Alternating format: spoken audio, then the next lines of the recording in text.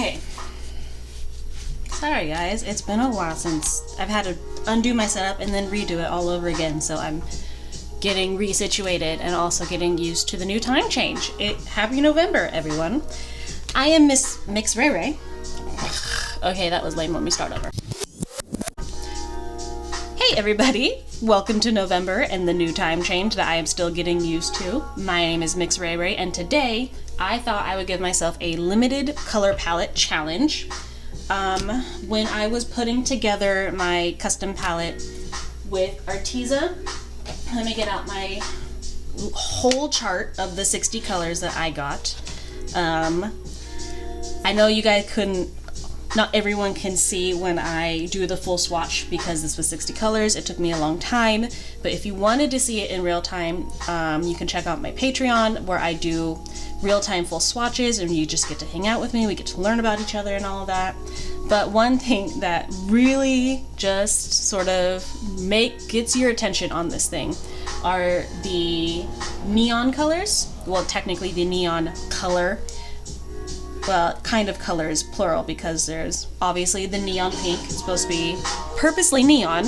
There is a lemon yellow, which is offending to me. It's a whole thing. I am not the best fan of lemon yellow. It's just I don't like it. I don't like looking at it. I don't like seeing it, but I am aware that you need it in art. Like it's considered a standard primary yellow almost at this point. So I am aware of the need of it. I don't like it. There's neon pink. There is a lemon yellow, which is basically almost neon. In this palette itself, there's a lime green, which I guess would be a neon green, but there's no real neon blue in here. But I wanted my limited palette challenge to be neon. So from all of these blues, I think the most catch your eye sort of blue in here would be the ultramarine. I kind of don't like that though, because it seems like there's a bit of like opacifiers in there, like they added white to make it, what's the word? Opaque. Opacifiers, opaque. I don't know why I'm still bad with words. So in this limited color in this neon palette color challenge, I will be using neon pink, lemon yellow, and ultramarine blue. So let me go get those out. I know, and this should be even easier when it comes to the colorings because Arteza is meant to be used wet from the tube and not dry like these, because you can kind of tell with some of these they're like super cracked. And the only reason why my palette is okay to use is because I added more glycerin and honey to mine. So let me get those colors out and I will get I just hit my brushes. I will get a color chart ready and then I will try to figure out what I can sketch with it. You know what? With these, okay, I'm gonna put this over here so I'm not distracted. Just from the tube colors, they don't look offensive, but you can already tell this was not the neon pink that you saw. So that's why color charts are important. There's an N in there somewhere and I messed it up. Okay, I currently don't have a clean palette right now. One is filled with gouache, the others are filled with not mixable well, the other palette I have that is clean is not mixable friendly. So I'm going to be using this empty one from my custom palette. Well, no, I'm not going to be using this one either, but I don't like the paper in there. Well, okay, no, it's fine. It's not wet. It's fine. Hi, y'all. So this is the voiceover part of the video. There's going to be here and then a little bit in the later when I'm actually drawing, because that took way too long and I had to condense that down a lot because, I don't know, it feels like I haven't painted in a while, so it took me some time. But yeah, this is the kind of like color wheel swatching portion of the video. What I really liked, and you'll see it in like just a few minutes, like really getting it, well, in here I'm talking while I'm doing the color wheel, and I was just kind of like voicing my thoughts out loud, and I was like, talking about the color theory and everything, like, so like the neon feels like kind of a warm pink, and then the yellow is a lemon cool yellow, but then ultramarine is a warm blue. So I would be getting like a red leaning blue, but then a green, so blue leaning yellow, and those make a desaturated green.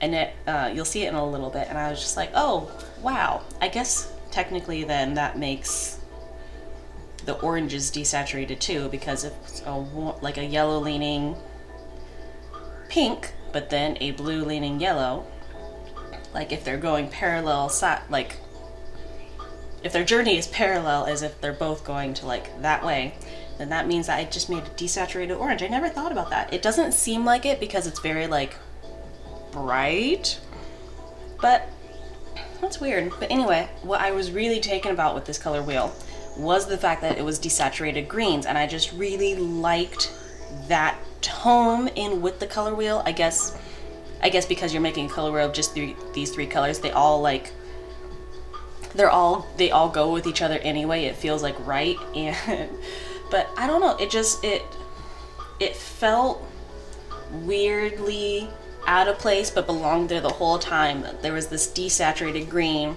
with this really bright, warm feeling color wheel. And like, yeah, I can get like a spring green and everything, but like that mid and dark tone green was just, oh wow, you probably like belong in like the morning or winter sort of forest. And that kind of, I guess that's what inspired me. You'll see me later just like messing with the colors underneath the color wheel, and I was gonna create like a little bubble to the side of it. That's why I left so much space, but I forgot because, you know, I got too excited about the color wheel, my imperfectly circled color wheel. But I love this desaturated greens going with like the very vibrant purples, and I don't know, that's just how color wheels go, I guess. I am gonna have to go with the voiceover, so bye. See you in a bit. Color chart kind of complete. Let's see what happens when you mix the offending colors, like the greens. And here, let's do a wet swatch so I can mix it on the paper pretty well.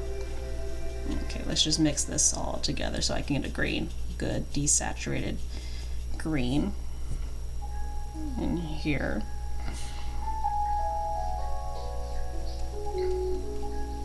And then mix in this purple to see what kind of brown I get, because I realize I am not good at all at making a gray. Why am I making a gray now? It's like a bluish gray. But yeah, no, I can't make black. I don't know why. I know you're just supposed to mix like every primary together in order to get like a gray black, but I can't. Okay, so that's it. That's the color chart. Let me see what happens when I combine the orange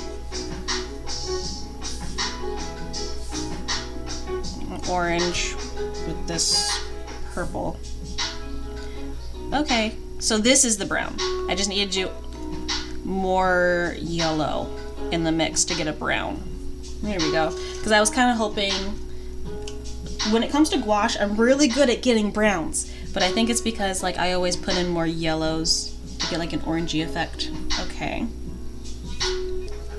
I'm just like adding color. I'm just layering colors-ish, layerishing colors. Let's see what I can get. That's a blue, that's it. So warm desaturated blue. Okay. Looking down the coat, now the question is if I want to add a black and white to this palette. You really shouldn't, it's watercolor. I can just, okay. Now that I have kind of an idea of what I can get with colors in this neon challenge, I will be right back. I'll sketch something on this side of my notebook, and you will get to see what a neon palette can do. Hey y'all, I am back with the voiceover. So here's your random trivia fact of the day. Did y'all know that boy as in here ya boy, BOI, is actually considered a gender neutral term. I thought that was really weird, and that was my random, ADHD fact of the day for learning. But yeah, so ya boy forgot that this was mixed media paper and not like a watercolor sketchbook, even though I would love a ring binder watercolor sketchbook. So when I was doing the beginning of this, I really oversaturated this paper with water, even though this is supposed to be like 140-pound mixed media paper, but it's mixed media paper, not specifically watercolor paper. So as you can see, it was doing the warpies, and I was gonna put tape over it, but then I was like, this is such small paper and I've already started, I don't think it would stick. So I was kind of just going with the flow. So yeah, I decided to do a landscape portrait with these neon colors because I really liked the desaturated greens. I thought, maybe like a sunset mountain picture would do good because, when light is coming out of or breaking out from a background, it's super bright, so everything around it is kind of darker. So I figured the desaturation of the greens and some of the purples, if you can, add some of the greens to that, would really work with a bright sunset. And so that's what I decided to do. I decided to do some desaturated mountains and foresty area, and then the bright sky behind that to really contrast and just be a landscape. I decided not to go too crazy with how I was gonna do this color wheel because I am trying to branch out and hone my skills with certain things, but y'all, it was late and I didn't have the energy and I was losing daylight. I had to do something that was easy to me, and I was more focusing on the color composition of it than the overall sketching composition. And so I just try to make everything kind of cohesive and value wise okay. You're gonna see that in the beginning, how the value of it and everything just works or doesn't. That'll be up to you to decide.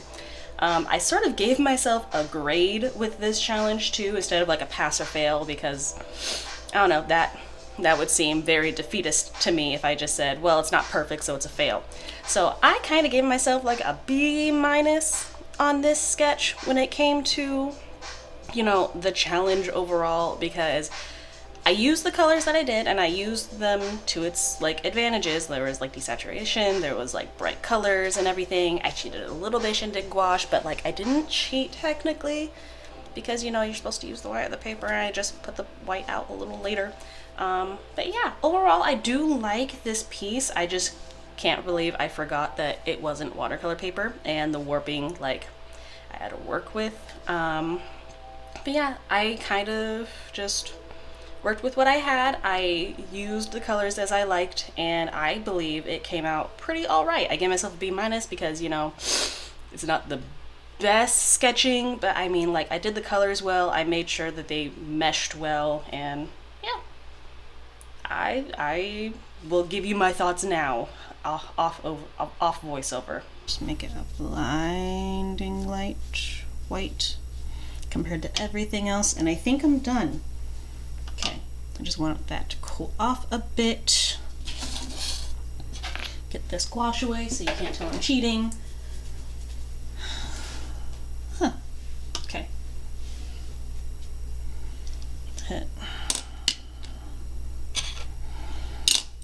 Put the water out of the way. I am losing daylight.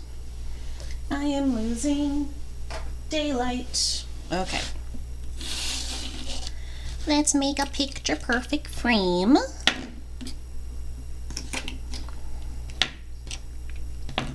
Okay. So